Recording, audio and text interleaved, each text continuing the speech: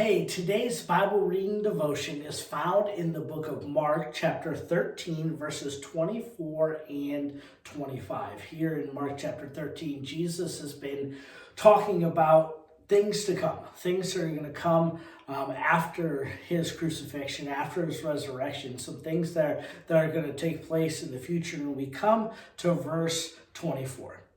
And Jesus uses the words "in those days." And that is and was a common Old Testament phrase referring to the end of time. When Jesus, ultimately talking to himself, is going to return. So when the last days on this earth are going to be complete, until eventually God makes a new heaven and new earth. And so Jesus is referring to this time when he is going to return. And it says, in those days, after that tribulation, after this time of suffering, after this time of just feeling lost without hope, it says that the sun's going to darken. The moons won't give light. The stars will be falling from heaven. The earth will ultimately be in complete darkness. I mean, you think about that. You think about this darkness state that Jesus is describing here is ultimately the state of the consequences of sin. Because of the brokenness that was caused by sin, we see when Jesus is saying in those days, in this end time, when this tribulation takes place, that the sun and the moon and the stars, they will lose this light, because ultimately the wrath of God is going to come upon the world. That the judgment of God is going to come. That it is going to come and it is going to come and it's going to be shaken. That the heavens will be shaken.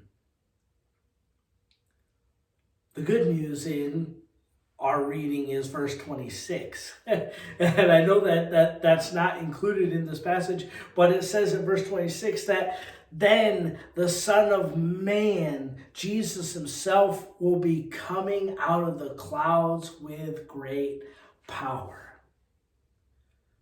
He's coming to judge the world. The wrath of God that is ultimately taking place, Jesus is just describing this as darkness until he appears. Till he appears to ultimately just do away with the darkness and to restore the goodness of God. What a day that's going to be. Can you imagine the darkness with no light at all? Jesus is describing these events because he is waiting and wanting the church to recognize his authority. His authority over all. And to show how broken really our world is. I think sometimes we miss and when we don't understand the complete brokenness that sin has caused. The brokenness not in ourselves, but just brokenness in the world around us, in creation around us that sin has caused. Jesus is giving a very clear picture here is in those days, in the end of time, when tribulation happens, the lights that we know are going to dim. And he is going to return to judge that darkness. May we find solace and may we find peace that we will be found in the light.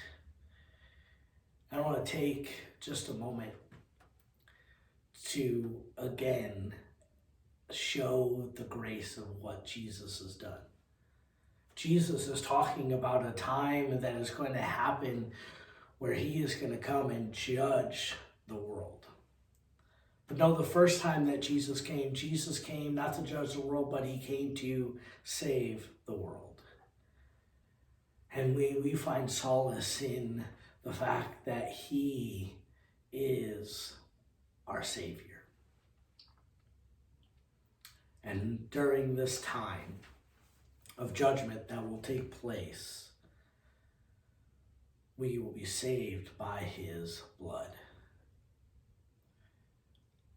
May we be living in the light each and every day, so that when these events that Jesus describes take place, we may be found in him.